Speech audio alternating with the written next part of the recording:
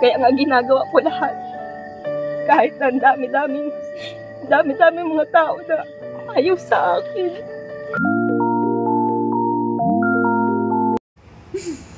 Hi Olive, another video, another share guys, another POV. So ngayon, magbibigay tayo ng point of view sa nangyaring birthday surprise para kay Tatay Rizza na slash may konting prank, diba? Naging emotional tayo lahat, ano? Talagang tago sa puso yung mga mensahe, lalong-lalo na siguro yung mga mahal nating OFW dyan, na talagang sila din yung breadwinner, yung grabe din yung sakripisyo nila para sa pamilya nila, para maibigay nila yung mga bagay-bagay, yung buhay na gusto nila sa mama at papa nila. I can relate to you all, guys. And of course, si Rachel, grabe din yung sakripisyo niya nang nagkaroon siya ng pagkakataon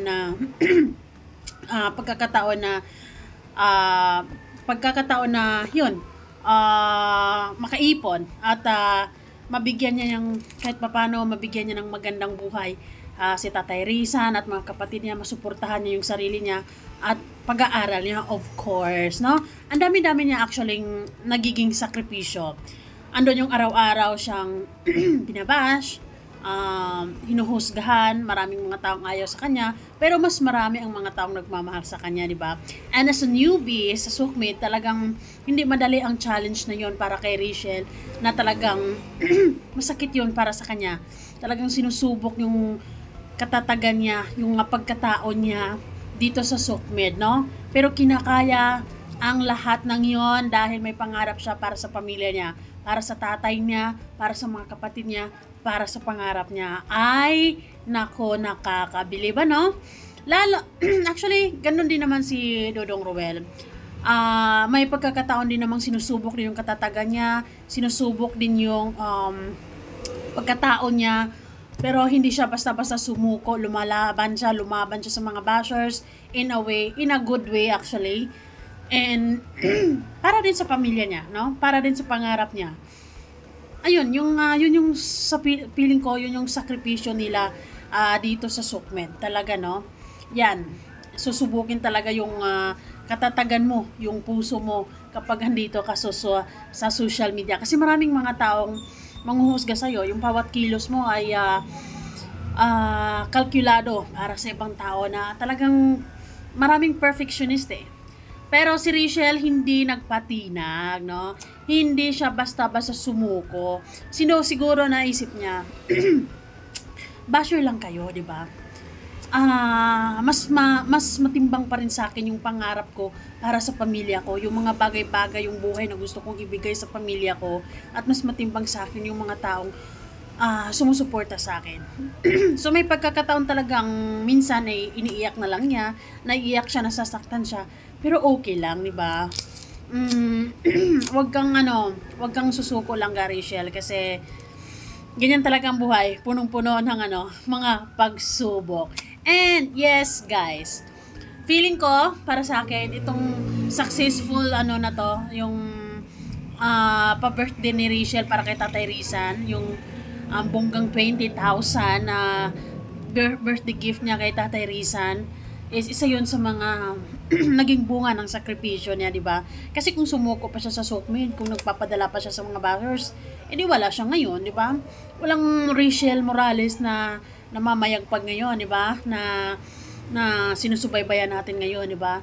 So, somehow, ang mga bashers ay dala din nila yung mga yung pinatatag or pinatibay lang din nila tayo, lalong-lalo na kapag ang pinili mong buhay or career is Sookmate. Talagang, pero carry lang, di ba? Anyways, bago ang lahat, don't forget to support and subscribe. Kuya Val Santos Matubang, atin na vlog, Kalingap Rob Roel Balalag, Rachel Morales vlog, at sa lahat ng Team Kalingap. Syempre guys, maraming salamat sa suporta nyo sa aming mga reactors. Thank you so much sa hindi nyo pag-skip ads. Mabuhay tayong lahat! Ay, haba yung intro ko kasi ang sarap lang. Masaya ako for Rachel na isa siya sa mga napakatatag na nilalang. As 17-year-old na talaga namang ang daming mga pagsubok pero lahat kinakaya para sa pamilya. And dahil yun sa pagmamahal niya kay tatay niya and sa mga kapatid niya at dahil sa may pangarap siya para sa sarili niya at para kay Ruel, para sa kanilang langga niya. Syempre naman ba? Ay, ganun talaga ang buhay, punong-puno ng mga pagsubok, susubukin ka talaga. Walang easy, walang elevator sa success, ika nga. It must, step by step. So, ito na nga, guys. Happy birthday, happy birthday, happy birthday to you.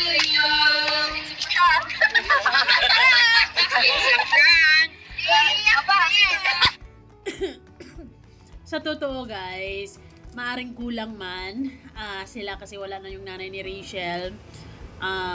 Isa to sa mga pinaka-bongga o pinakamasayang birthday ni Tatay Rizan. Talagang makikita mo yung effort ni Rachel, makikita mo yung effort sa mga anak niya, at makikita mo yung kung gaano nila kamahal si Tatay Rizan. Nakaka-touch actually. Ayun o, ang daming pera. Iyak mo na yan. Hindi siya binabati kanina. Si Papa, dahil hindi natin siya binati kanina pagising natin. Message. Ano pa pang naramdaman mo nung hindi ka namin binati at hindi ka namin pinapati? Wala man at sanay man ako. Alam mo, Tatay Rizan, napakaswerte mo sa mga anak mo kasi ang titibay ng mga anak mo, no? Walang basta-basta sumusuko, ganon. Lalong-lalo na si Rachel, nakakabilib lang. And maraming salamat din lang ga Rachel sa pagiging matatag mo. Marami kaming napasaya mo sa araw-araw, di ba? And always remember our golden rule sa community natin. Embrace positivity and avoid negativity. Ay, pagod na natin. Napaghatid niya sa akin sa school. Ngiting tagumpayan, Tatay Rizan. Pagod lang. Hindi ko na tinanong kung bakit siya mahanda. Kasi nga, alam kong pag sinabi niyang birthday niya, mawawala yung pa-surprise namin. Yay! Ayan, message to. Gustong-gusto ko din kasing gawin yan para sa papa ko. Nalalapit na din kasi yung birthday niya, kaya talagang gustong-gusto kong kahit paano ay mabigay mo yung iba kasi yung saya mo deep inside kapag napangiti mo yung tatay mo or yung mga magulang mo. Isa yun sa mga talagang success, no? Ayun. Background data. Anak. Tumatagin 20,000 pesos eh. Ano ito galing? Sana yun ba? Hem. Happy birthday. Yay! Happy birthday! Happy birthday, Tatay Rizan. Actually, belated happy birthday. Ayun. Yung kung anong meron ang pamilyang Morales ngayon, parte yan sa sakripisyo ni Rachel, no? Hinarap lahat ni Rachel yung mga pangusga, yung kung anong mga sasabihin ng mga bashers, ay wala siyang laban actually sa mga bashers. Minsan iniiyak na lang niya, pero ayun, pagkatapos niyan okay na rin, di ba? Laban ulit. Tomorrow is another day, ika nga. Ito pa. May iba tayo, talagang magkamukha sila, no? Parang talaga namang kamukha ni Tatay Rizan itong si Langga Rachel eh. Kaya ko lang iiyak. 2 words lang. Ito ay siya. Wish ko lang kay Papa, sana ay yung mga bawal sa kanya, sana pag pinagbabawalan ko siya, sana hindi na siya magagalit sa akin kasi syempre, huwag niyo sana isipin na pinagbabawalan ko siya kasi ayaw ko na siyang pakainin. Hindi naman ganun. Kasi lalo na si Tatay Rizan, may mga pinagbabawal na siya. Ako nga, naiinis din ako minsan sa mama ko kasi ay mga pagkakataon bawal sa kanya yung beer, ganon. Nagkaroon ng celebration nung sa amin. Talagang hindi mapigilan uminom. Pagkatapos, aray. Di ba, may inis ka somehow, pero gusto mo naman silang maging masaya, pero nakakainis lang sa part na ang mahal ng gamot. Aside from that, ayaw natin magkasakit sila. Ayaw natin yung Lalong-lalo na kay mama, ma-apply ko lang. Ayoko yung ano, yung pagkatapos ng inom-inom, tapos kasi nga bawal, ay agoy-agoy naman maya-maya, no? Happy now, agoy-agoy later.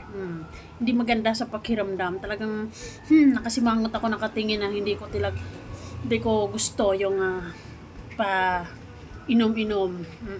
Para sa akin, swerte si Tatay Rizan. Swerte si Tatay Rizan sa mga anak niya dahil sobrang mapagmahal yung anak niya kahit na wala na yung nanay nila.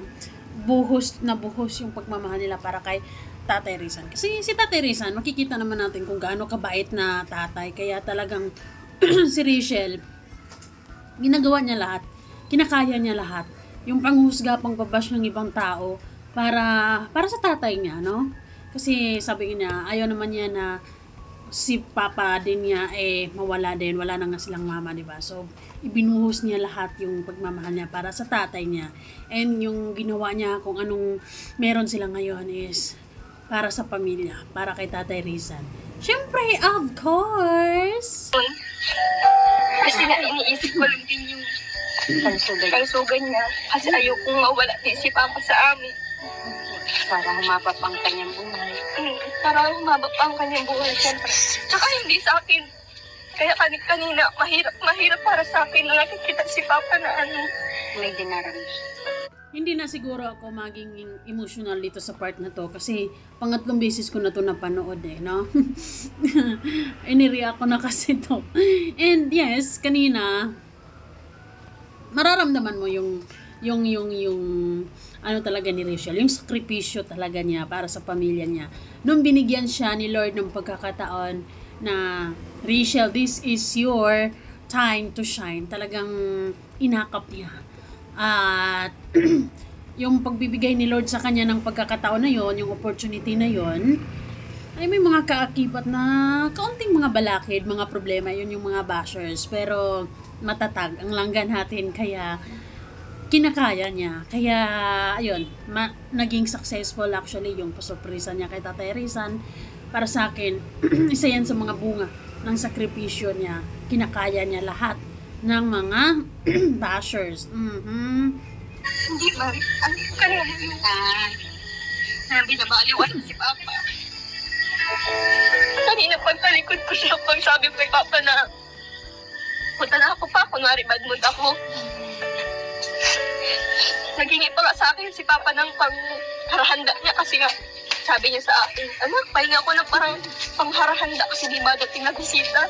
Hindi ko sana siya bibigyan kasi nga meron akong inaano. Kaso hindi man din kaya ng konsensya ko, di bibigyan ko siya.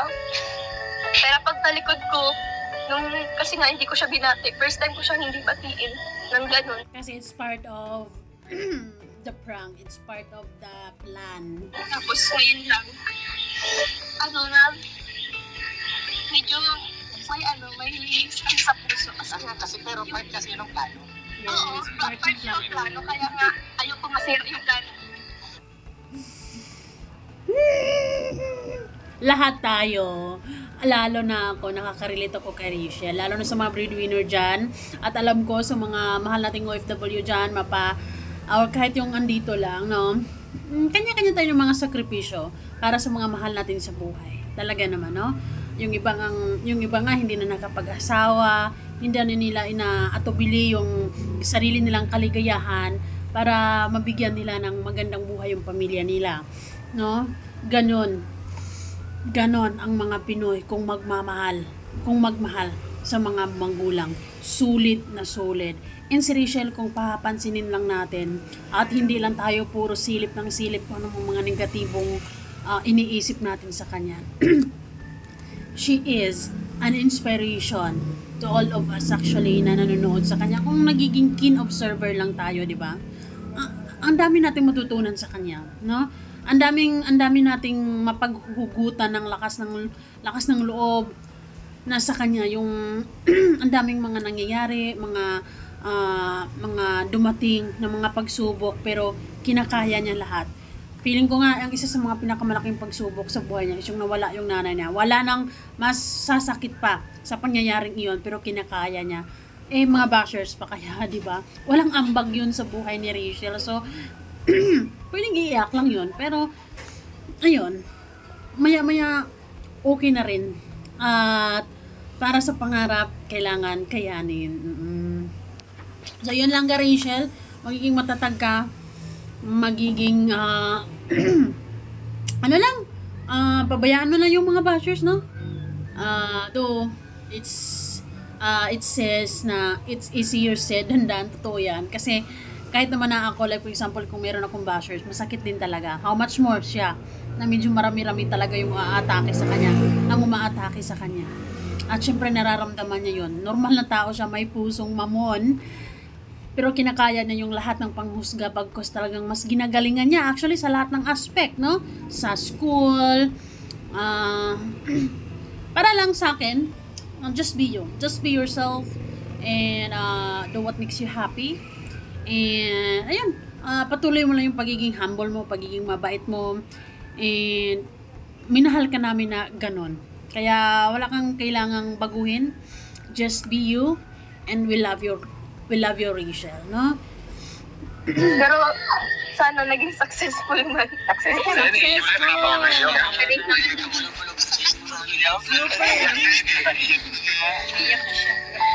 Siyempre, kahit hindi naman namin makakalimutan pa kasi nga. Raincoat ba yun? Raincoat.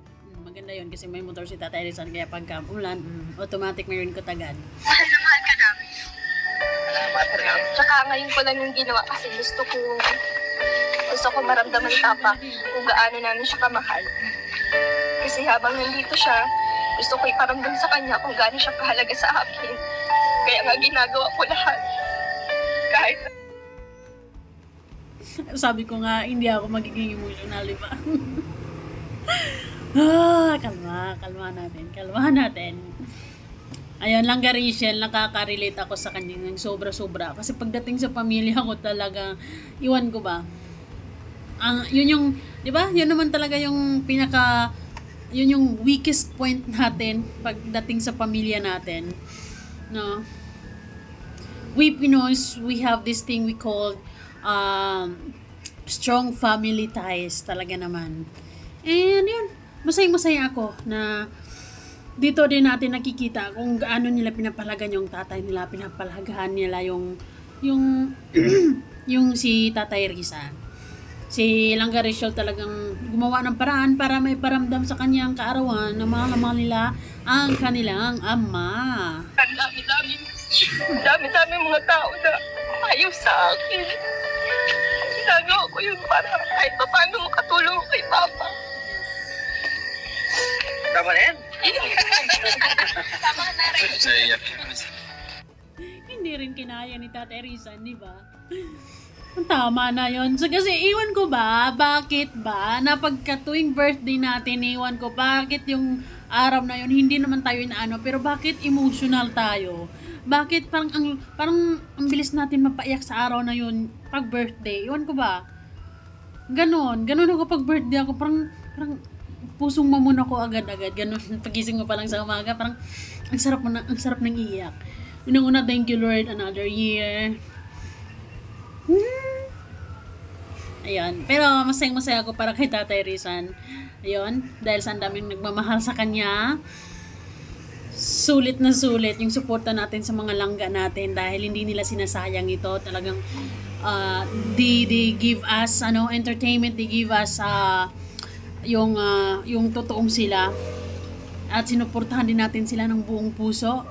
Actually, pareha sila ni Ruel and Rachel, kaya nagkakaintindihan talaga sila, di ba? Kasi, nakaka-relate sila sa isa't isa. Kasi, lalo na rin si Ruel din.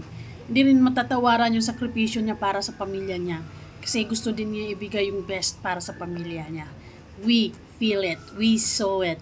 And, kaya talagang pinagtagpo at tinadhana sila. Talagang nakaka-relate sila sa isa't isa. Kaya yung pag-abot ng mga pangarap nila sa isa't isa ay hindi magiging hadlang kasi alam nila yung priorities nila, pamilya talaga. And ayun, nakita naman natin kung paano nila pinahalagahan yung pamilya nila, no? That's what matters. Takat. Yan pa. Ayan, umalis na. Happy birthday, Tatay Rizan. No, mahal na mahal ka ng mga anak mo. Teka lang, umiiyak yung kapamilya. Umiiyak yung Wait lang. kapamilya ba yan? Nakikita kapamilya. Message ka! Anyway guys, yun lang. Kung gusto nyo manood ng Kabuuan, of course, panoorin nyo lang ulit doon sa channel ni Langga Rachel Morales Vlog. Doon yung kabuuang video. And nang makita nyo pa yung ayoko nang makita yung pag-iyak ni Hazel, pag-iyak ni Sharalee. Ang naging kulang doon si Ian ang gwapo ni Ian actually. And nagpapa-good vibes din yung message ni Dodong Ruel and yung kay Balae and kay Daddy Donut. Yun, marami pa kayong makikita dito. Ay doon. Dito lang naman ay ina-highlight ko lang yung kay Rachel na part talaga, no? Kung gaano niya talaga pinahalagahan yung tatay niya, yung pagmamahal sa tatay niya, at yung kung anong mga kinakaya niya, mga sakripisyo niya para sa pamilya, para sa kapatid, para sa tatay nila, no? We can feel the love. So, kaya naman si Tatay Rizan, sobrang tiwala din kay Rachel. Sobrang ano din niya. Sobrang lakas din ng ano niya, yung tiwala niya kay Rachel na kaya mo yan. No? Wala tayong naririnig kay Tatay Rizan na Rachel, ganito, ganyan, no? Talagang hinayaan siya. Kasi andun yung tiwala at yun, pagpapalala na kung ano ang limitasyon nilang dalawa. And they are both responsible na mga tao naman. Kaya kampante si Tatay Away at si Tatay Rizan. Diba? So ayun guys, always remember, embrace positivity, avoid negativity. We are so proud of you, Langga Rachel. And ayun, maging ano ka lang, maging masaya ka lang sa araw-araw at ayan mo na yung mga washers, no? Consider them as blessings. It's dagdag views actually, and consider them as it's part of your success, no? So ayan, maraming salamat guys. Thank you so much for watching and see you guys all on our next video. Ikaw, anong napansin mo kay Rachel? Anong sa tingin mo ang bunga ng kanyang sakripisyo sa mahigit na isang taon niya dito sa Sukmet? Bye! Mwah!